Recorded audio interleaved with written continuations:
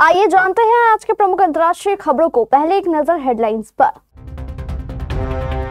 अमित शाह ने कहा, नौकरी देने का तेजस्वी यादव का वादा बेबुनियाद। गाजा हिंसा के बाद डोनाल्ड ट्रंप ने हमास को दी ये चेतावनी। अंतरिम सरकार ने पूर्व प्रधानमंत्री शेख हसीना को मौत की सजा देने की मांग। अफगान तालिबान और पाकिस्तान के बीच शांति के लिए दोहा में होगी बातचीत। ज़ेलेंस्की का आरोप, नागरिक ठिकानों पर हमले कर दहशत फैला रहा है रूस। शहबाज शरीफ बोले, तालिबान का हमला भारत की शह पर, टू फ्रंट वॉर की तैयारी में मुनीर की सेना। ज़ेलेंस्की से मुलाकात के पहले ट्रंप ने की पुतिन से बात। बाजार खुलते ही 2400 से अधिक उछला सोना। राइज एंड फॉल के विनर बने अर्जुन बिजलानी पर उठने लगे सवाल। और ऑस्ट्रेलिया ने वनडे सीरीज के कुछ घंटों पहले टीम में किया बड़ा बदलाव, स्टार खिलाड़ी की हुई एंट्री। गृह मंत्री अमित शाह ने बिहार के युवाओं को सरकारी नौकरी देने के तेजस्वी यादव के दावे को बेबुनियाद बताया है। अमित शाह ने कहा कि बिहार में लगभग 2.8 करोड़ परिवार है, जिसमें से लगभग 20 लाख लोगों को सरकारी नौकरी मिली हुई है, यानी 2.6 करोड़ लोगों को नौकरी देना बाकी है। तेजस्वी जी ने वादा किया है कि वे 2 करोड़ 6 लाख लोगों को सरकारी नौकरी देंगे। यदि डी और सी ग्रेड की भी नौकरियां देनी हो तो इसका बजट लगभग 12 लाख करोड़ रुपए बनता है, जबकि बिहार का बजट 3.25 लाख करोड़ रुपए के आसपास है। तेजस्वी जी को ये भी बताना चाहिए कि वह यह 12 लाख करोड़ कहां से लाएंगे। यह एक बेबुनियाद वादा है जो पाने के लिए बिहार के युवाओं के सामने बोला गया एक बेहद सफेद झूठ है।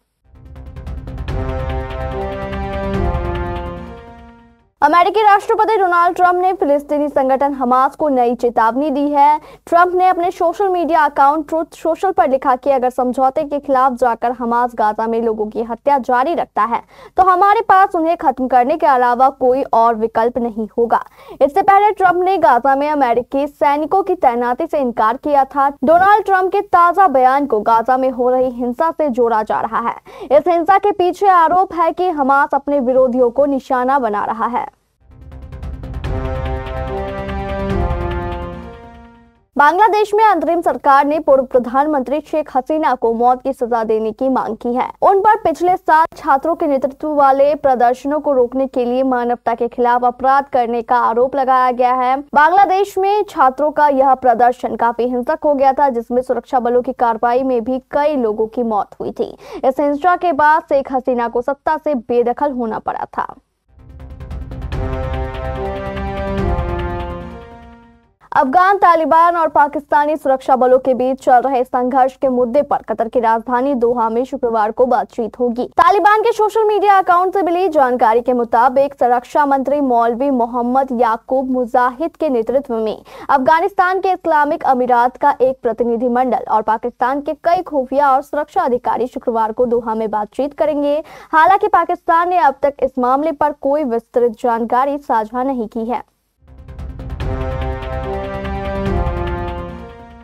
यूक्रेन राष्ट्रपति व्लादिमीर ज़ेलेंस्की ने कहा कि रूस के लिए कुछ भी नहीं बदला है और वह अब भी यूक्रेन में लोगों की जिंदगी में दहशत फैला रहा है। ज़ेलेंस्की ने सोशल मीडिया एक्स पर लिखा, कई सारे ड्रोन से क्रीवी री पर हमला किया गया, जिससे आम लोगों के ठिकानों को नुकसान पहुंचा। आसमान में और भी कई हमलावर ड्रोन देखे गए, मिसाइलें भी दिखाई दी। दरअसल पिछले कई हफ्तों में एक भी रात ऐसी नहीं गुजरी जब रूस ने यूक्रेन पर हमला नहीं किया हो। ज़ेलेंस्की ने कहा कि रूस को युद्ध रोकने पर तभी मजबूर किया जा सकेगा जब उसके पास युद्ध लड़ने की क्षमता नहीं रह जाएगी।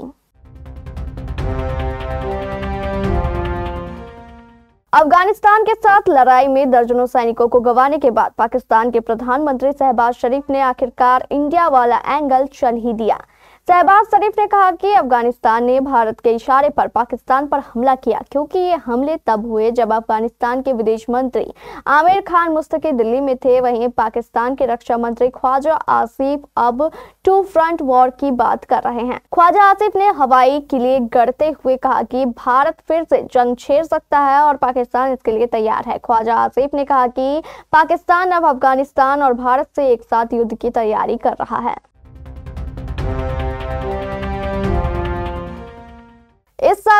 बाद पहली बार रूस के राष्ट्रपति व्लादिमीर पुतिन के साथ अमेरिकी राष्ट्रपति डोनाल्ड ट्रंप की बातचीत हुई है। ट्रंप का कहना है कि बातचीत बेहद सकारात्मक रही और दोनों की मुलाकात के लिए अमेरिका और रूस की टीमें अगले हफ्ते मिलकर चर्चा करेंगी। ट्रंप ने कहा कि पुतिन के साथ फोन पर हुई उनकी बातचीत में अच्छी प्रगति हुई। इसके बाद दोनों नेता जल्द ही हंगरी में आमने सामने मुलाकात करेंगे।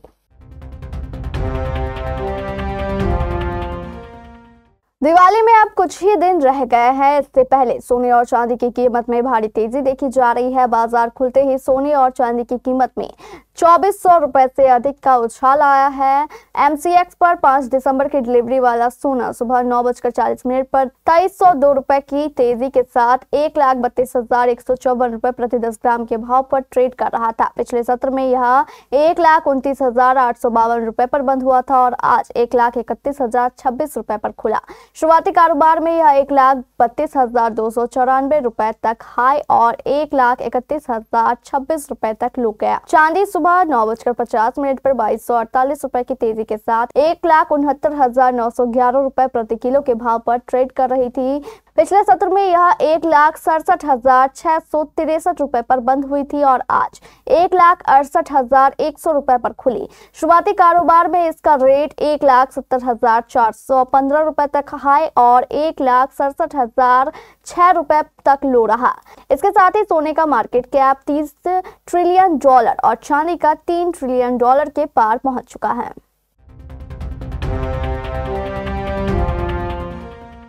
राइज एंड फॉल के ग्रैंड फिनाले से पहले इंटरनेट पर अटकलों का बाजार गर्म है, क्योंकि रियलिटी शो के विनर की घोषणा कथित तौर पर ऑनलाइन लीक हो गई है।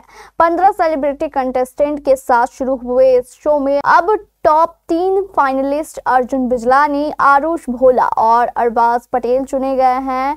पहले सीजन के विनर को 30 लाख रुपए का नकद पुरस्कार मिलने की उम्मीद है। फेमस एक्टर और टीवी होस्ट अर्जुन बिजलानी ने कथित तौर पर राइज एंड फॉल सीजन 1 के विनर का खिताब जीत लिया है। लीक में आगे दावा किया गया है कि सोशल मीडिया इन्फ्लुएंसर आरुष भोला ने पहले रनर अप की जगह हासिल की है, जबकि मॉडल और reality TV star Arbaz Patel दूसरे रनर अप रहे हैं। इस कथित घोषणा के बाद अब सोशल मीडिया पर हलचल मची हुई है। लोग तरह तरह की बातें कह रहे हैं। भारत और ऑस्ट्रेलिया के बीच 3 मैचों की वनडे सीरीज खेली जानी है। इस सीरीज के पहले ऑस्ट्रेलियाई टीम ने अपने स्क्वाड में एक बड़ा बदलाव किया है। ऑस्ट्रेलियाई टीम के लिए यह बदलाव काफी अहम है। ऑस्ट्रेलिया के ऑलराउंडर कैमरन ग्रीन भारत के खिलाफ वनडे सीरीज से बाहर हो गए हैं। उन्हें साइड में हल्की चोट लगी है। उनकी जगह मार्नस लाबुशेन को टीम में शामिल किया गया है। क्रिकेट ऑस्ट्रेलिया ने एहतियातन के तौर पर यह फैसला लिया है, क्योंकि ग्रीन ऑस्ट्रेलिया की ऐसे योजनाओं के लिए बहुत महत्वपूर्ण है। कैमरन ग्रीन 19, 23 और 25 अक्टूबर को होने वाले वनडे मैचों में नहीं खेल पाएंगे। हालांकि उम्मीद है कि वह 28 अक्टूबर से शुरू होने वाले वेस्टर्न ऑस्ट्रेलिया के अगले शेफील्ड शील्ड गेम में खेलेंगे। पिछले साल पीठ की सर्जरी के बाद यह उनका गेंदबाज के तौर पर पहला मैच था, जिसमें उन्होंने 4 ओवर में 1 विकेट लिया था। क्रिकेट ऑस्ट्रेलिया ने साफ कर दिया है कि यह चोट पिछले अक्टूबर में हुई सर्जरी से संबंधित नहीं है।